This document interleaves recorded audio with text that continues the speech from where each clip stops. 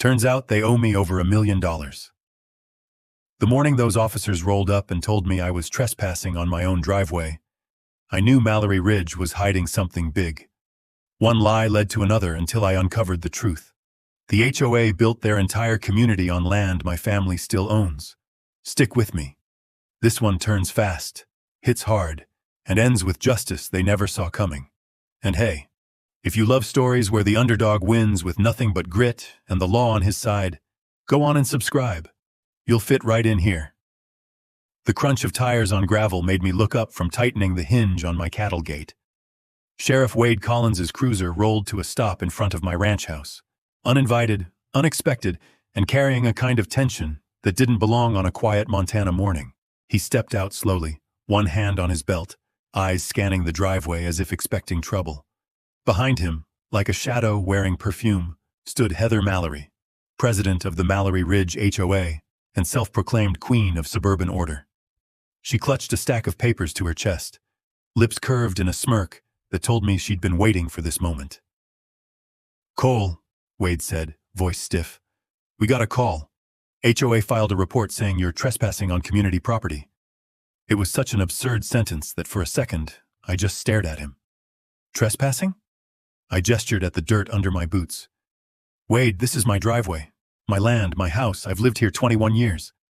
Heather stepped forward without waiting to be invited. "Your structures violate multiple community standards, Cole. Your solar array is an eyesore, and that cattle gate doesn't meet our approved materials list. We warned you." I let out a slow, controlled breath. Nothing good ever came from matching a bully's volume. "Heather, for the last time, I'm not part of your HOA. This ranch predates Mallory Ridge by decades." Her jaw tightened. "Everyone who lives within the boundary of Mallory Ridge follows our rules. No exceptions." Wade shifted uncomfortably. He knew my father, knew the deed lines. But a report is a report, and procedure forces action. Still, his hand stayed far from his cuffs. "Cole, help me out," he said quietly. "If there's paperwork that says you're separate from the HOA, now's the time." "There is," I replied. "And if anyone bothered to walk into the county office instead of waving rulebooks around, we wouldn't be having this conversation." Heather's smirk sharpened. "We have maps, and according to our documentation, your driveway intersects community access lanes." My eyes narrowed. "Your documentation is wrong." Wade cleared his throat, glancing between the two of us. "Look, I'm not here to escalate anything, just here to verify the complaint." "That's the thing," I said. "The complaint is fake." Heather bristled. "Cole, this is exactly why you need oversight. You can't just build what you want, put up whatever you want, or drag down neighborhood values. We have standards." "Standards?" I stepped forward just enough for her to flinch. "Heather, your HOA was built on land carved out of my father's old pasture. Not 1 inch of this ranch belongs to you." A flicker, fear, crossed her expression, then hardened into something colder. "We'll see what the county says about that." Wade sighed. "Cole, I'm going to have to file that this was investigated. But if you have your deed handy, I'll bring it to the station later," I said. "Right now, I'd like both of you off my property." Heather didn't move. Instead, she lifted one of the papers for emphasis. "These violations stand until resolved. Expect fines." "Fines," I repeated, unable to hold back a dry laugh. "For land you don't own?" Her smile chilled. "We'll let the law decide." She turned and walked toward her SUV, heels clicking against my gravel like she owned every rock. Wade gave me a look that said he didn't like any of this, but he had to follow the report. He tipped his hat, then followed her down the drive. When the dust settled, I stood alone, hands tightening around the metal hinge. Something wasn't adding up. Heather wasn't just power-hungry. She was confident. Too confident. Confident enough to call the sheriff on a man standing in his own driveway. And confidence like that usually came from paperwork. Paperwork I'd never seen. But I would. One way or another, I was going to find out why the HOA believed they had control over land my family had owned since before Mallory Ridge even existed. And whatever they were hiding, I was about to dig it up. I didn't have to wait long for their next move. The following morning, a thick envelope sat skewed in my mailbox, the HOA's gold and navy seal stamped across the corner like a threat. Inside were 3 violation notices, each more ridiculous than the last. Unauthorized structure modification. Noise disturbance from machinery. Unregistered guests occupying driveway space. My solar panels. My tractor. My nephew's truck from last weekend. They had weaponized every normal part of my life. Another envelope arrived that afternoon. More violations. More manufactured charges. And then, because bullies never pace themselves, an email blast hit the entire subdivision claiming I was destabilizing community aesthetics and lowering property values with non-compliant rural structures. I hadn't changed a damn thing in 20 years. By sundown, neighbors I'd known half my life wouldn't even wave from their porches. I found Miguel Ortega leaning against his fence when I went out to check the cattle line. He watched me approach, then shook his head with a weary kind of sympathy. "She's coming after you hard," he said. "Same way she came for the Turners and the Bowdens. Those folks didn't fight back. That's why they're gone." Gone. As in sold their homes, packed their lives, and left because they couldn't stand the harassment anymore. "What's her angle?" I asked. Miguel's eyes tracked the ridge behind Mallory Ridge, where rooftops cut across the horizon like a row of teeth. "Power," he said, "and the board lets her get away with anything. She'll drown you in paperwork until you break or bend." I didn't bend easily. Heather hadn't figured that out yet. I walked back to the house and found another notice taped to my front door. Hand-delivered. It accused me of installing a non-permitted agricultural barrier. My cattle gate. The gate that had been there since before the subdivision was even planned. That was when anger gave way to something sharper. Strategy. I sat at my kitchen table, spread out every violation, and noticed something strange. Every claim referenced a boundary line that didn't match my deed. They weren't just harassing me. They were building a case based on a map I'd never seen. A map that implied my driveway, workshop, and pasture sat inside their jurisdiction. I grabbed my keys and left the paperwork scattered like confetti across the table. Before I could fire up the truck, another figure appeared in the driveway, Miguel again, jogging over with a folded paper in hand. "You should see this," he said. His voice carried the urgency of a man who'd seen this play out before. It was a community alert sent through the HOA app, something I wasn't even supposed to have access to. There it was.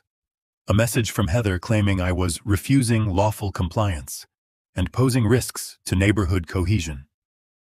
There was also a poll asking residents whether the HOA should seek county enforcement assistance to deal with me. I stared at the message, jaw tightening. "She's trying to isolate you," Miguel said. "Once the neighborhood turns on you, she'll try to force you onto their jurisdiction. It's how she cornered the Turners." My pulse thumped once, hard. "She can try," I muttered, "but she's going to regret it." Before Miguel walked away, he said something that stuck to my ribs like a warning. "Be careful, Cole. Heather doesn't come after people unless she thinks she already has something on them." That was the part I couldn't shake.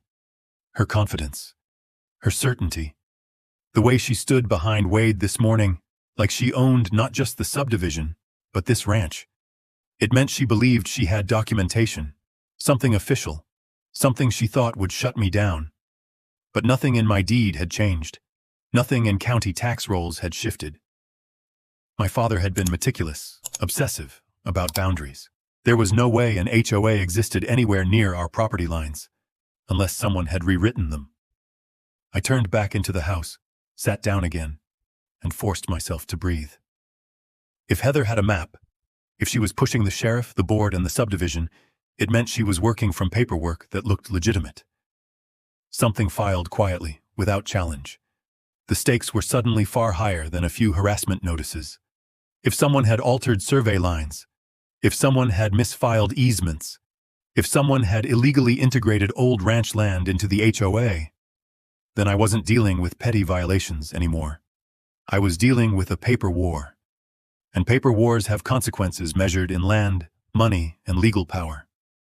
I gathered every notice, stuffed them into a binder, and laid my father's old deed on top. A question hammered into my skull.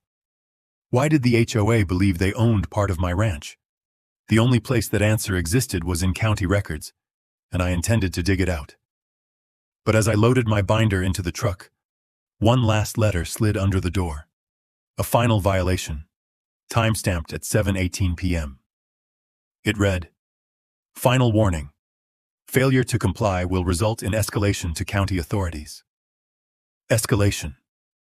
Heather wanted a war. She was about to get one. The next morning, I drove straight to the county administration building with the binder of violations stuffed under my arm and a knot tightening in my gut. If Heather was this confident enough to call the sheriff on a landowner standing on his own driveway, she had to be using something more substantial than HOA gossip. Paperwork doesn't lie. People do. Inside, the building buzzed with the usual shuffle of boots on tile, phones ringing, and clerks tapping keyboards. But I wasn't here for bureaucracy. I was here to find the root of whatever game the HOA was playing. Linda Barrett looked up as I stepped to the counter.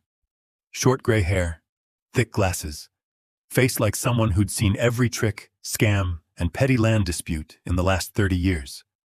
She didn't waste words. Never had. "Morning, Cole. You don't usually show up unless someone's lit a fire under you." "They have," I said, placing the binder on the counter. "HOA's claiming my driveway is community property." She stared at me for half a second, then snorted. "Impossible. Your father would haunt this building before he let someone redraw your boundary line." "That's what I thought," I said. "But they filed something. Sheriff got called to my ranch yesterday." Her expression shifted. Not fear, but interest. "That's more dangerous." "Give me your parcel number," she said. I gave it. She typed. The screen flickered. Her brow creased. "Well," she murmured, "that's not right." My pulse ticked upward. "What?" "Your parcel shows 3 annotations added during the developer transition in 2001. Easement overlays, access notes, boundaries redrawn for subdivision planning." "That land wasn't included in the sale," I said quickly. "My father kept the whole eastern ridge." "He did," she said, clicking deeper.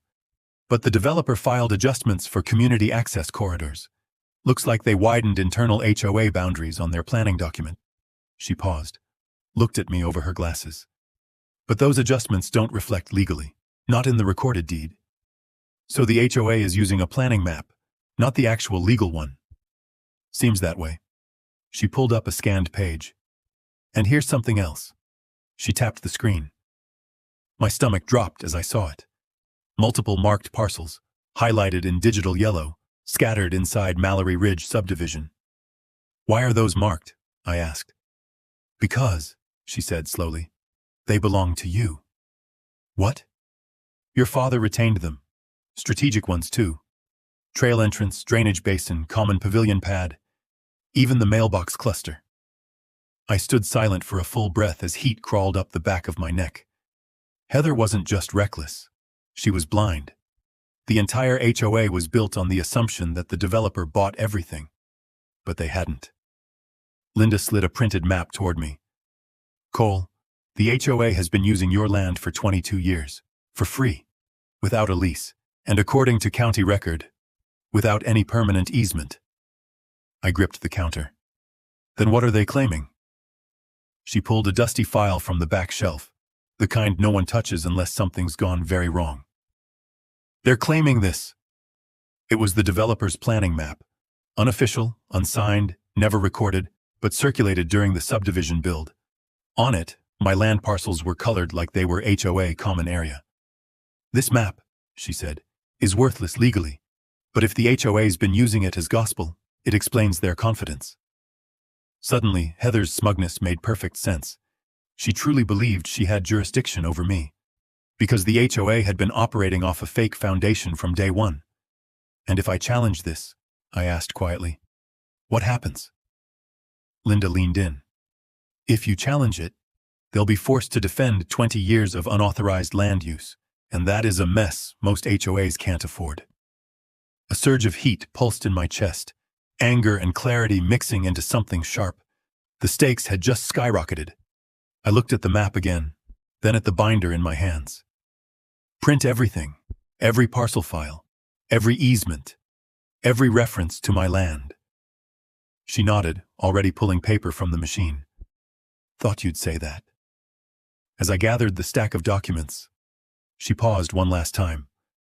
Cole, if they've been operating facilities on your land without permission, you're holding the cards, all of them.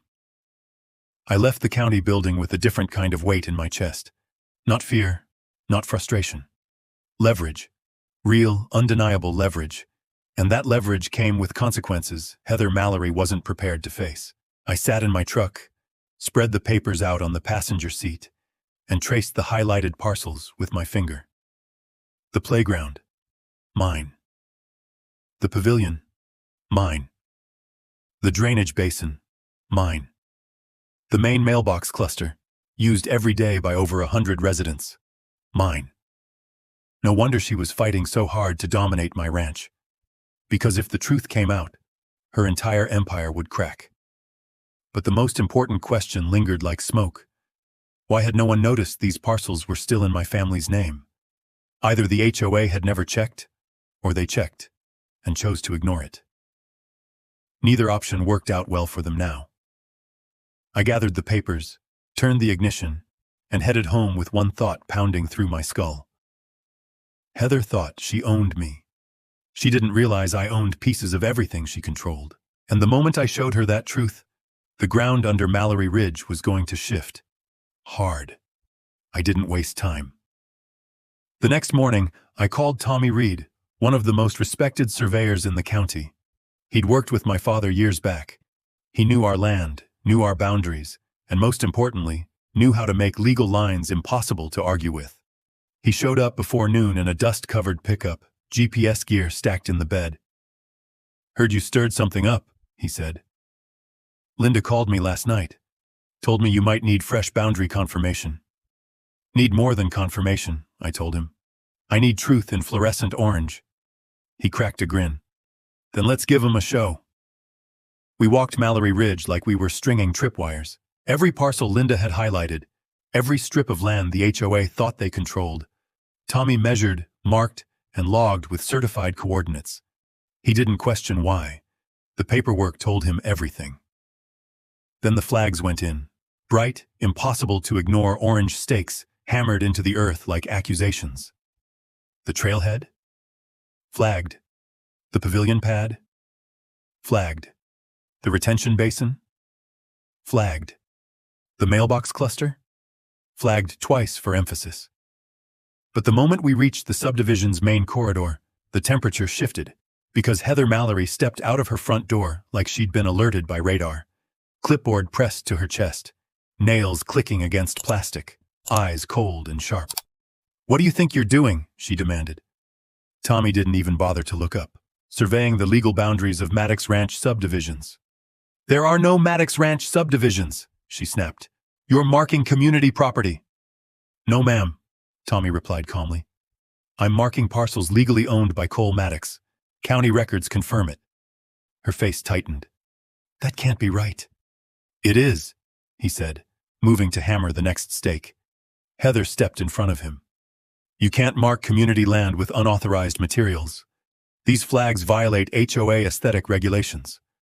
Tommy lifted his head, finally giving her a look that said he'd dealt with customers like her, just never ones this wrong.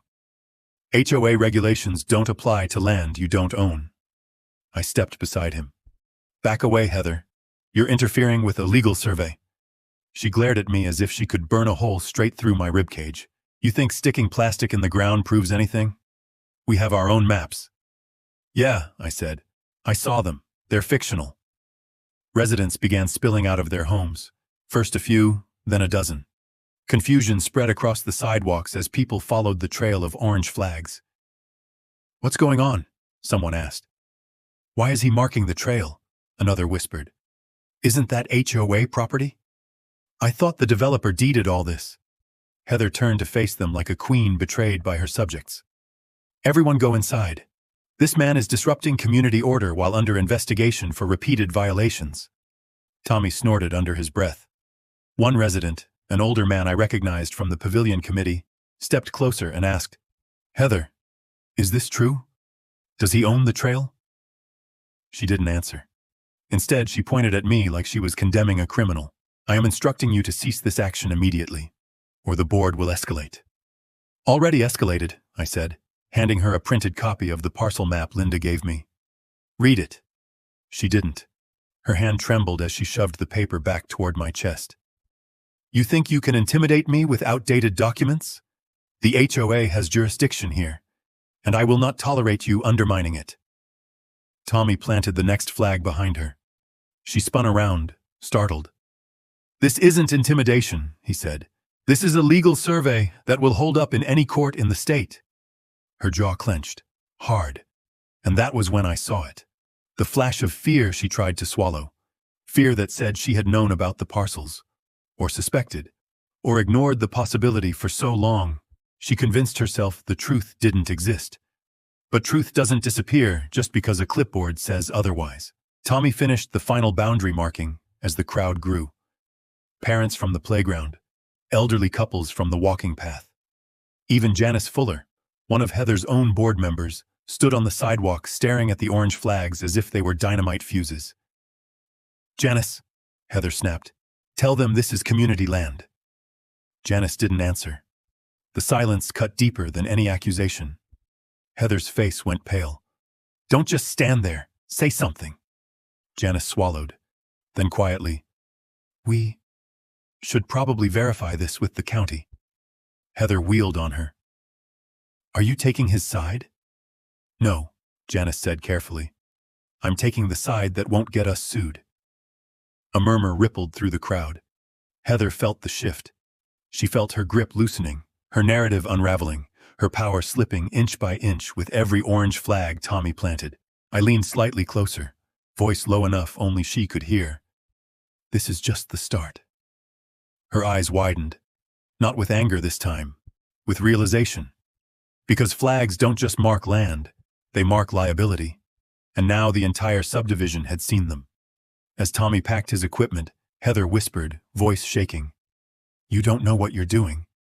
"Sure I do," I said. "I'm taking back what's mine." She backed away without another word, almost stumbling, before retreating to her porch in silence.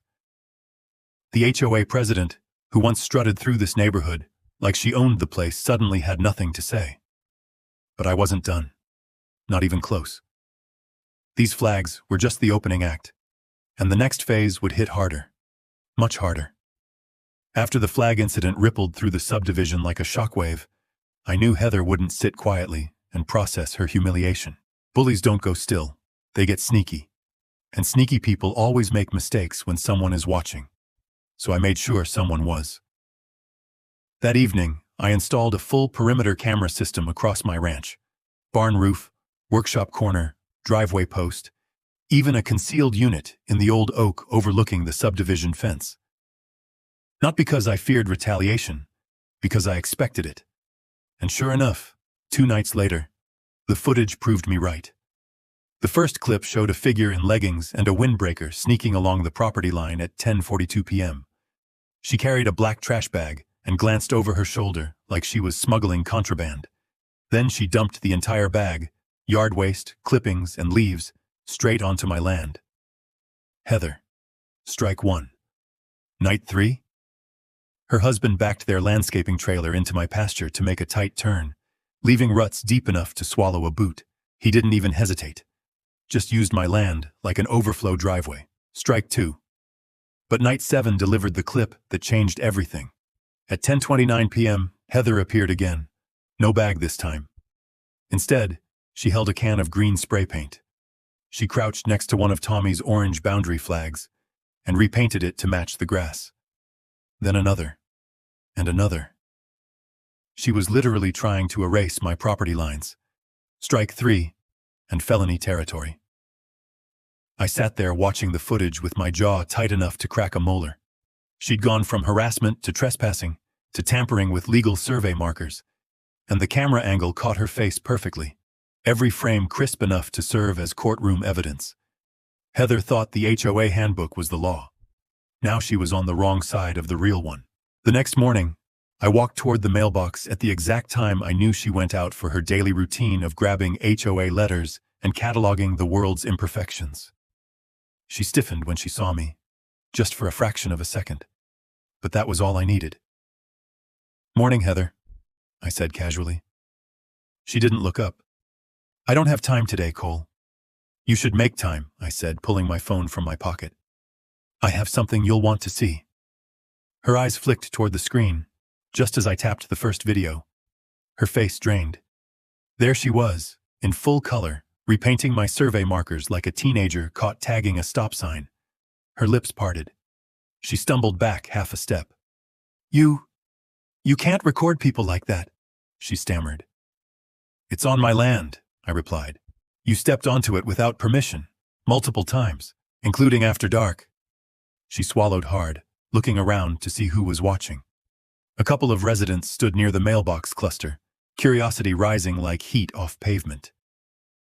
"Delete it," she whispered sharply. "Now." "No," I said, "but I will be making copies." She tried to recover her composure, but the cracks showed. "You're harassing residents," she hissed. "I'll file a restraining order if you keep approaching me." "I walked to get my mail," I said calmly. "You walked into my property at night with spray paint." "You can't prove that's me," she burst out. I played the section where she looked directly at the camera. Neighbors froze. Heather froze. The world held its breath. I ended the video and slipped the phone back into my pocket. "This stops now, Heather." She grabbed her mail with trembling hands and hurried off without another word, but her silence meant nothing. People like her never stop. They regroup. They plot. They escalate. So I escalated too. That afternoon, I printed every clip, timestamp, and location ID. I labeled a binder, "Unauthorized Activity, Evidence Log." Inside went photos of the survey stakes, screenshots of her trespassing, a full transcript of the video timestamps, notes from Tommy, verifying survey placement. Then I took it one step further. I called a lawyer. Grace Holloway answered on the second ring. Efficient, composed, a voice like someone who enjoyed the sound of justice tightening around someone's neck. "I heard your name from the county clerk," she said, "and heard you might be sitting on a situation involving unauthorized land use." "You could say that." "Bring everything you have," she said. "Tomorrow morning, 9 a.m. I dropped the binder onto my table with a heavy thud, the sound of a turning point. But the day wasn't finished. Just before sunset, another HOA notice appeared on my door. This one accusing me of filming neighbors without consent and creating a hostile environment. The paper trembled in the wind like it already knew it wouldn't hold up in court. They were doubling down. Fine. So was I. As I closed the door for the night, I paused at the window. Out past the subdivision, an orange flag flickered under the porch light, like a warning beacon. Phase 2 was complete. Phase 3, the legal strike, was coming next. And when it hit, Mallory Ridge wouldn't know what hit them. Grace Holloway's office was tucked into a renovated feed store on Main Street, small, quiet, and dangerously efficient. I walked in at 8:58 a.m. with the evidence binder under my arm. She was already waiting, sleeves rolled up, coffee untouched, eyes sharp with focus. "Let's see what you've got," she said. I slid the binder across the desk. She opened it like she was cracking the spine of a case she already planned to win. She didn't skim. She consumed. Every timestamp, every frame, every map, every flagged parcel. By the time she closed the binder, her expression had shifted from curiosity to something much colder, something that made the hairs on my arms rise. "Cole," she said, "what the HOA has been doing to you is not only harassment, it's legally reckless." That's what I figured. "Oh, it's worse." She pulled my father's old deed from the file and placed it beside the county parcel reports Linda printed. "These documents show your land never transferred, not even provisionally. That means every structure they've built, every trail they've promoted, every mailbox they've installed on your parcels." "Unauthorized," I said. "Unauthorized," she echoed.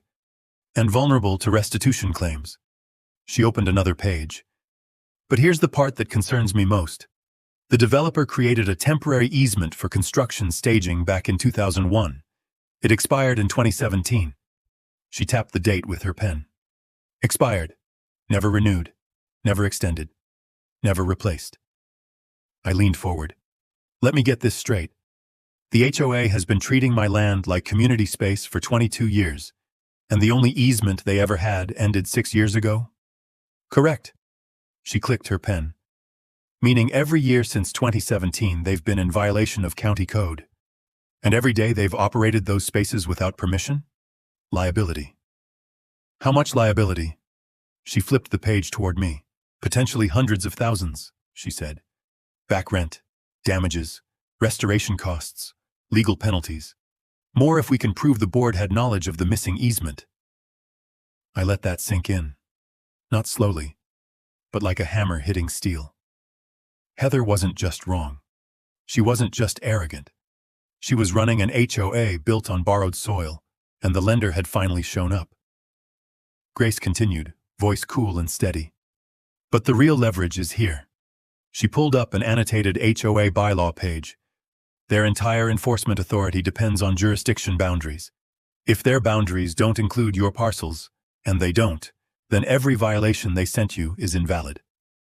All of them, I repeated. Every last one. She closed the binder. You are not under their authority. And based on these documents, they're under yours. I exhaled slowly. The shift in power wasn't just emerging, it was tilting the ground. Grace leaned back. Now we need to move strategically. First, we prepare a cease and desist letter demanding all further HOA actions against you stop immediately. Second, we notify the county of the expired easement. Third, we document the survey tampering. And the videos? I asked. She smiled, not warmly, but with the satisfaction of someone sharpening a blade. Trespassing and tampering with legal markers? Those go directly to the sheriff. A knock interrupted us. Her paralegal stepped in. Ms. Holloway, HOA President Mallory is calling again. Third time this morning. Grace raised an eyebrow at me. Interesting. Let it go to voicemail, she said. Document the call times. The paralegal nodded and left. I stared at Grace. She knows something's coming. She senses pressure, Grace corrected. She doesn't know the size of the avalanche yet. Then Grace did something unexpected. She reached for another document, one I hadn't seen. This is the planning map the HOA uses, she said. Linda sent it over. The same map Heather had waved around like gospel. The same map the HOA used to justify fines, boundaries, violations, everything. Grace placed my father's deed beside it. Side by side, they told two different stories. Mine was legally binding. Theirs was legally meaningless. Cole, Grace said quietly. This HOA has built an entire identity on a document that was never recorded. They've been operating illegally for 2 decades, and they've been using that map to punish you, intimidate neighbors, and rewrite reality.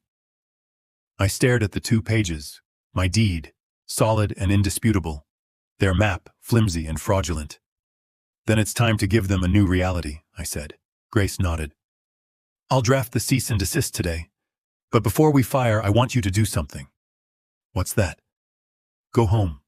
Install a few more cameras if you have to. Document everything.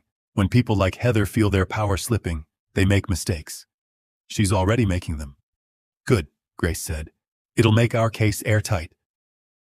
Right then, my phone buzzed. A new HOA notice. I opened it. Violation. Obstruction of community access lane fine. $250 per day until removed. The obstruction was my cattle gate. Grace looked over my shoulder. Send that to me. I forwarded it. She scanned it once, set it on top of the binder, and said, This was their last mistake, Cole. What do you mean? She met my eyes. Because now they've crossed into fraud. My pulse tightened. Fraud? Yes, they knowingly enforced rules over land they do not own, using jurisdiction they do not have, and demanding payment they are not entitled to. That is fraud. I let out a slow, hardened breath. So what happens next? Grace closed the binder with a decisive thud. Next, we pull the pin on this thing. Phase 3 wasn't coming anymore. It had officially begun. Grace's cease and desist letter went out that afternoon.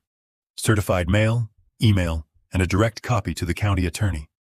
It stated, in the cleanest legal language possible, that the HOA was to halt all enforcement actions against me immediately. Any further interference would be considered willful harassment, fraud, and illegal encroachment on private property. Most people would back off at that point. Heather Mallory wasn't most people. By the next morning, 3 more violation notices were taped to my gate.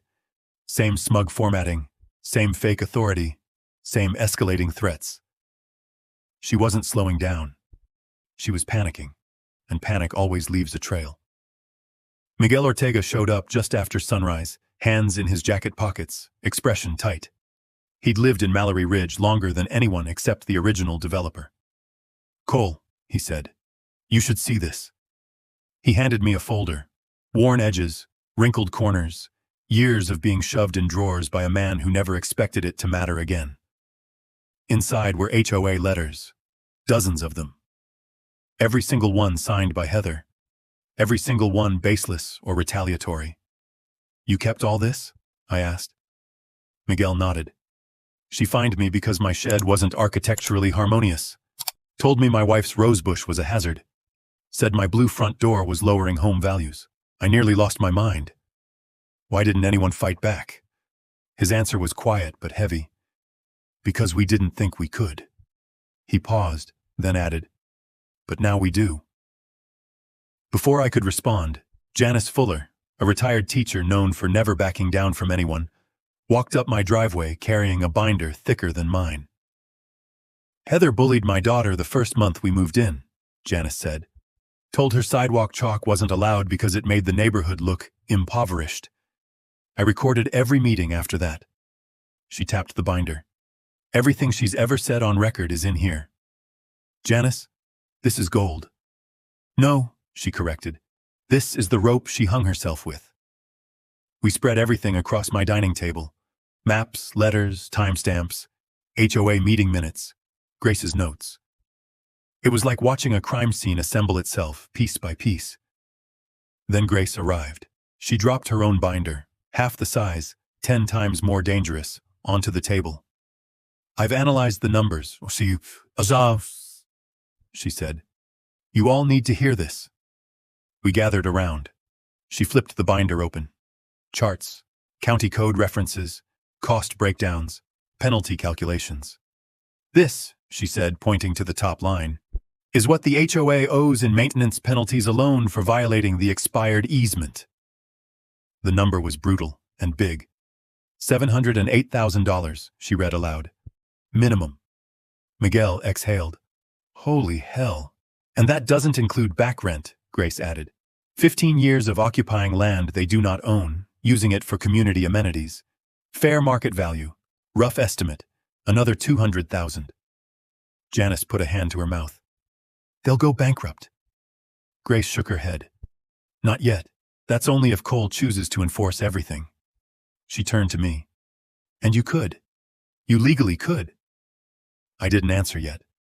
Because this wasn't about revenge. It was about truth. "What else is on the table?" I asked. Grace flipped another page. More numbers. More weight. "If you deny renewal of the easement," she said, "the HOA must remove every structure built on your land. Pavilion, playground, mailbox cluster, drainage infrastructure. That removal would cost—" She pointed to the total. Everyone froze. "Damn," Miguel whispered. $1,200,000, Janice said softly. "That's the low estimate," Grace replied. "And if they fail to remove it within the legally required time frame, additional penalties." Silence fell across the table. Not fear, clarity. Heather had picked a fight with a man who owned the ground under her feet, and now the math was screaming what she hadn't wanted to believe. She had never held any power at all. I broke the silence. "What happens when we go public?" Grace folded her hands. "Then everything collapses. Her authority, her board, her narrative. The neighbors who feared her will turn on her overnight.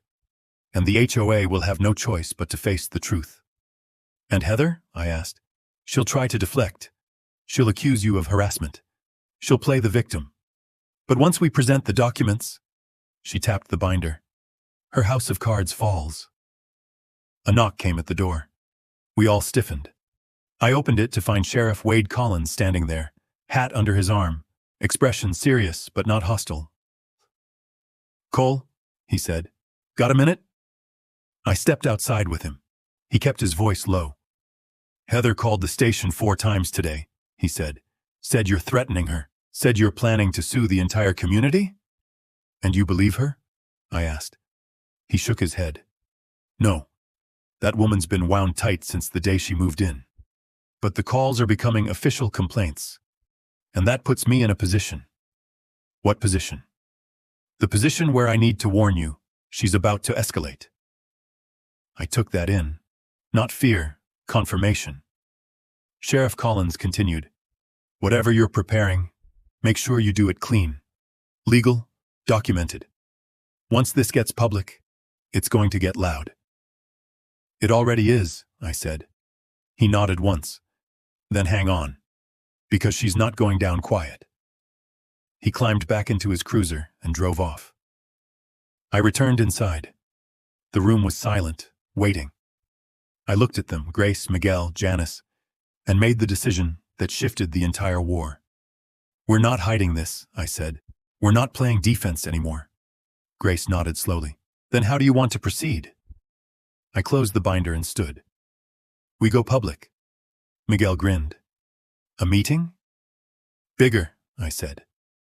Janice crossed her arms. "A neighborhood announcement?" "Bigger." Grace raised an eyebrow. "Cole, what are you planning?" I let the answer land. "A community barbecue. On my land." The energy in the room snapped into focus. Miguel laughed. "Oh, she's gonna hate that." "Oh yeah," Janice said. "She'll absolutely lose it." Grace's smile sharpened. Then it settled. Because this fight wasn't ending in court. This fight was ending in broad daylight. On land Heather never owned, never controlled, and never understood.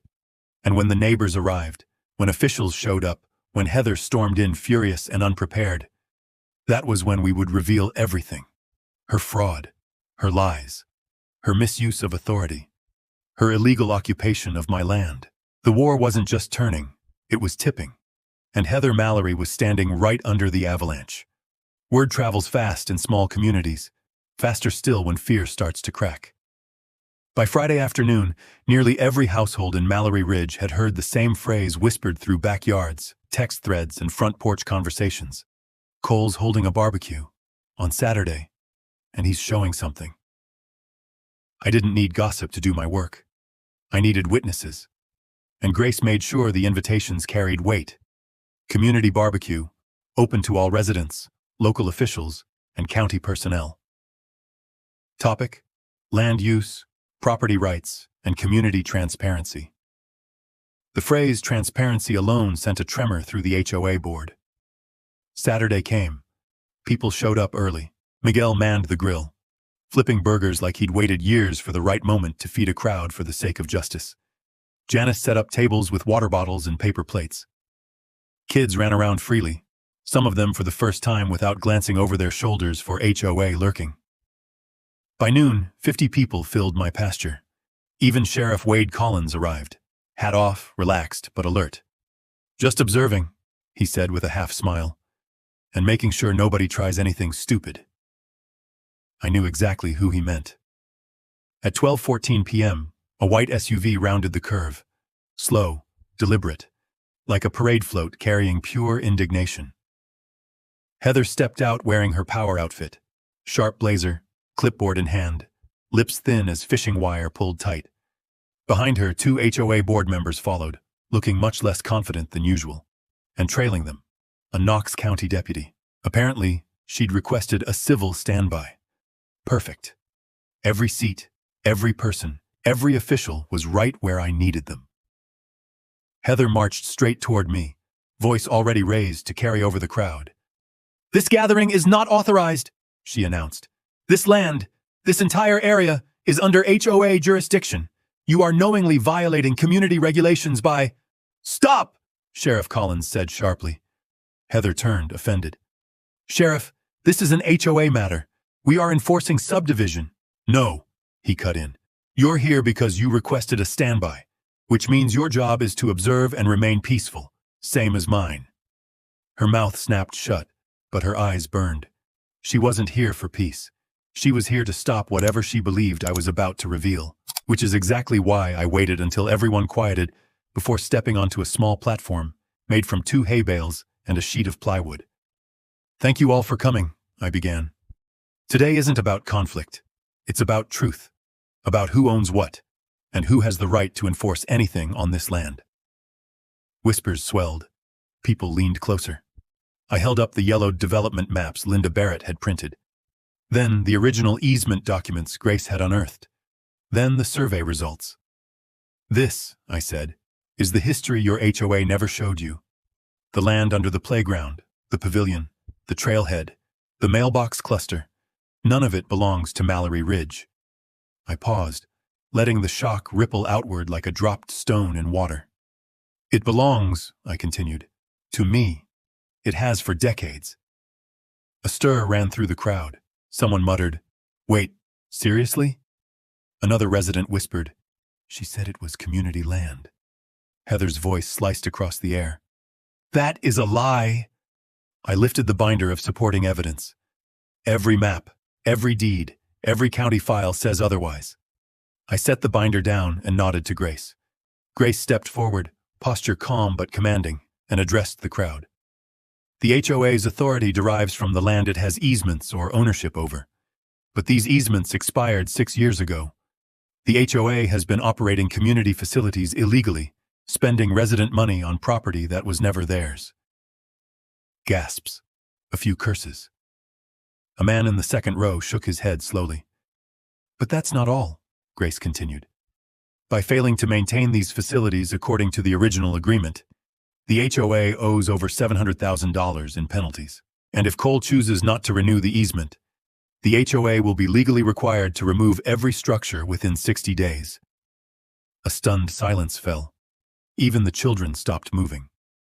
Heather finally snapped. This is harassment, she shrieked. He's making false claims, fabricated documents. He's threatening this community. I reached into my pocket. Then let's talk about threats. I tapped my phone screen. A small portable speaker projected the video onto a nearby TV monitor. Footage appeared. Heather dumping yard waste. Heather trespassing with a flashlight. Heather repainting survey flags. Her face illuminated, unmistakable. Gasps turned into outrage. Someone whispered, She did that? Another resident said, All this time she blamed others. The HOA deputy looked at Heather in disbelief. Sheriff Collins folded his arms. Heather's face went white. This is taken out of context, she insisted, but her voice cracked. This is manipulated. This is illegal surveillance. It was filmed on my land, I said quietly. You walked onto it. You tampered with legal markers. You trespassed. We need to investigate this further, Sheriff Collins said calmly. But the footage looks authentic. Heather spun toward the crowd, desperation crawling up her neck. He's lying. He's trying to tear apart everything we built here. No, Janice Fuller said, stepping forward. You did that.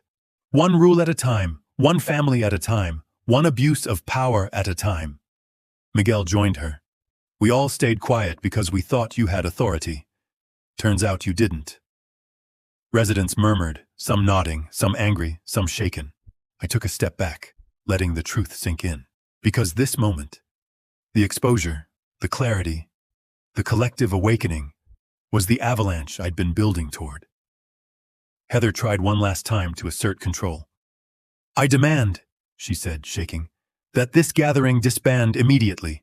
The HOA has the right to— No, Commissioner Webb said firmly from the crowd, his presence silent until now. You don't have that right. Not here, not today. And according to these documents, not ever on this land. Heather's jaw dropped. That's correct, he added, and there will be an official county review of the HOA's operations. The deputy stepped beside her. "Ma'am, I think we're done here." Residents slowly turned their backs on her. Not yelling, not gloating, just done. And for someone like Heather Mallory, that quiet rejection was harsher than any courtroom verdict. The HOA president who once ruled the subdivision with fear now stood alone in a sea of people who finally saw the truth. She backed away, shaky, humiliated, her voice barely a whisper. This isn't over. But everyone knew it was. The barbecue had cracked Heather's authority.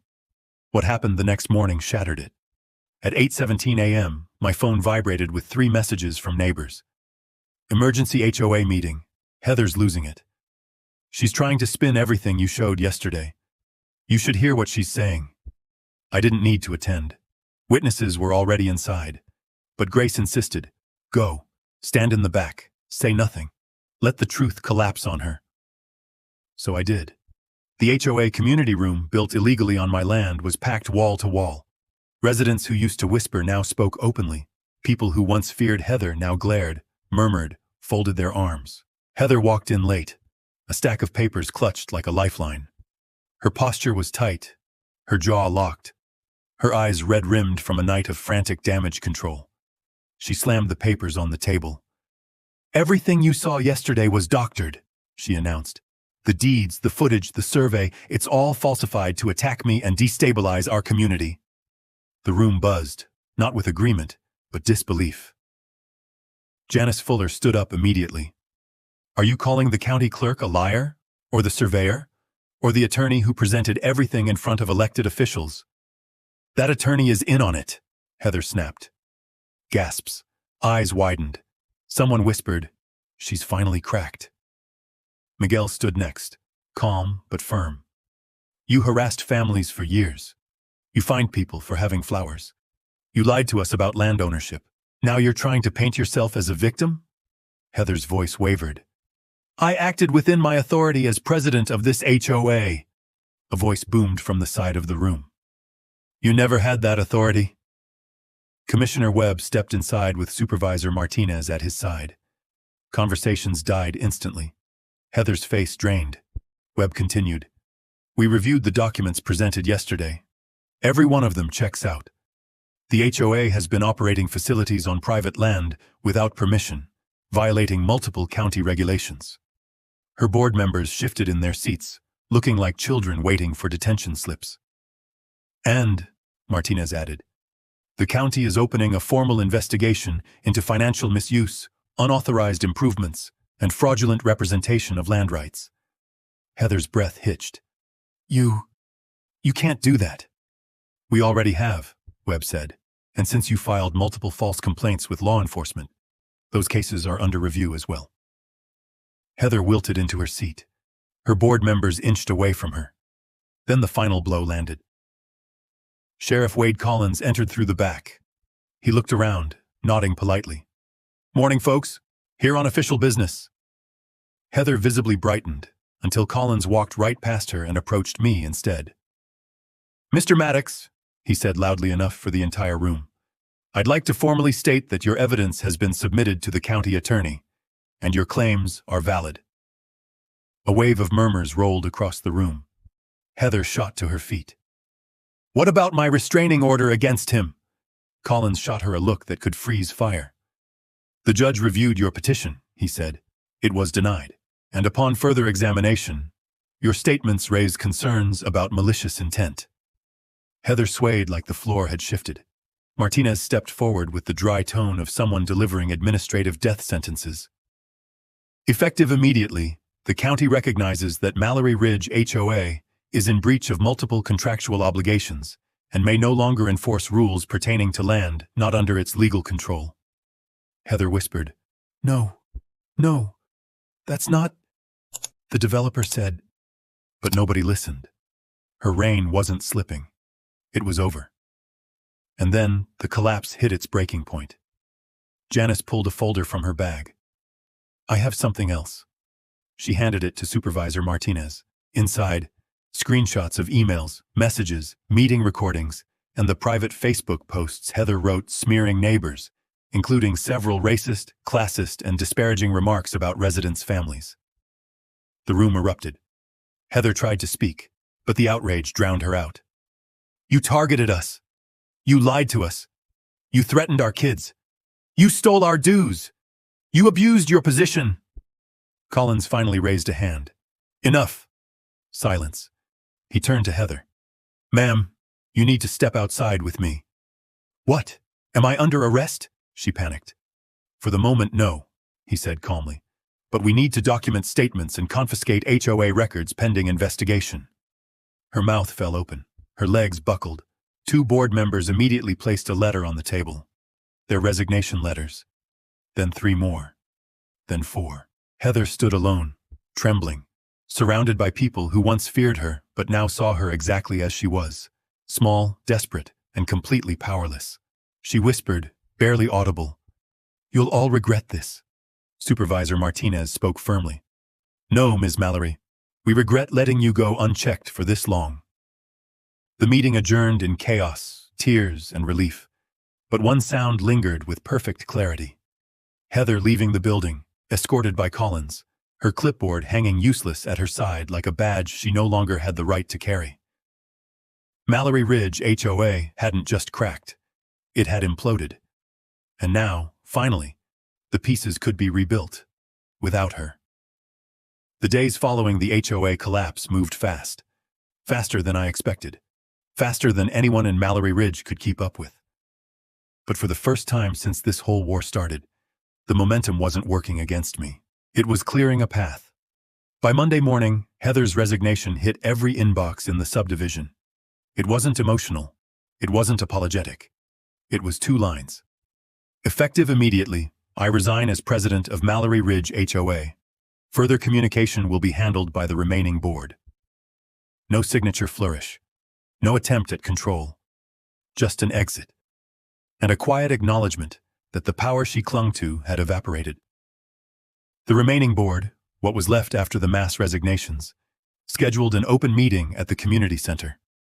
For the first time ever, they invited me. Not to accuse me, not to interrogate me, but to negotiate. A strange feeling, walking into a building constructed illegally on my own land, this time welcomed rather than threatened. Grace walked beside me. Sheriff Collins attended as a neutral observer. Miguel and Janice followed, representing the community's voice. The board members looked drained, exhausted, humbled. Gone was the arrogance. Gone was the fear-driven authority they used to hide behind. They looked like people who had just realized how much damage one leader had caused under the guise of rules. Janet Morrison, the retired teacher with the backbone of steel, opened the meeting. "Mr. Maddox," she began, "the community owes you an apology. A sincere one. What happened under Heather's leadership should never have been allowed, and we'd like to make things right." I nodded, not letting the moment drag. "I'm open to a fair agreement." Grace placed a folder on the table. "Here are the proposed terms. A 10-year renewable lease, $2,000 a month, HOA responsible for all maintenance, safety compliance, and structural upkeep. A new oversight clause preventing any enforcement beyond their legal boundaries. No more abuse. No more invented rules. No more unchecked authority." Janet read every line carefully, then looked up. "This is fair," she said. "More than fair." Another board member added, "It protects everyone, including us." They signed. I signed. And the moment the ink dried, Mallory Ridge officially acknowledged something they had fought tooth and nail to deny. They lived on land built on agreements they never owned. And now, those agreements were finally honest. But the victory didn't feel like fireworks or fist-pumping. It felt like silence. The good kind. The kind a man earns. Over the next few weeks, the transformation spread like sunlight through a cracked barn door. Miguel replanted his garden the way he wanted. Bold, messy, alive. Janice brought her grandkids to the playground, without flinching at the thought of a citation. The Johnson kids rolled out their basketball hoop again, bouncing the ball freely instead of in secret. The fear that once hung over the subdivision evaporated. People waved again, talked again, smiled again. Even Sheriff Collins stopped by one afternoon just to say, "Looks like you did them a favor, Cole." "Didn't plan on it," I said. "Doesn't matter. They needed someone to stand up." Maybe so, but I didn't do it for applause. I did it because a man's land is more than dirt and fences. It's history. It's dignity. It's the one thing no one gets to claim except him. And the lease payments? I didn't pocket them. Instead, I founded the Maddox Trades Scholarship, $5,000 a year for a local kid going into electrical, plumbing, carpentry, or agriculture programs. Exactly the kind of practical backbone rural Montana needs. When I announced it publicly, people clapped. But one face stood out. Miguel's nephew, eyes wide, hopeful, shocked. "You're helping people," Miguel said quietly afterward. "Nah," I replied. "Just repurposing HOA money for something that actually matters." And then came the final moment that sealed everything in place. A month later, I stood at my fence line, watching the sunset lean across the land my father and grandfather once walked. The cattle gate Heather tried to regulate creaked softly in the wind. The solar panels she wanted removed gleamed with quiet defiance. Everything was intact.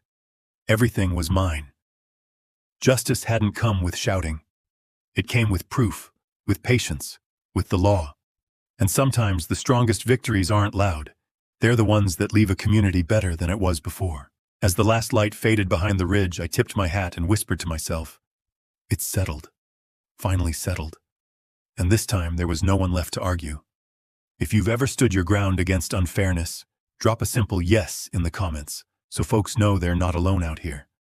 Justice only works when ordinary people refuse to be pushed off their own dirt. And if you want to ride along for more real Western stand-your-ground stories, go on and subscribe. I'd be glad to have you back.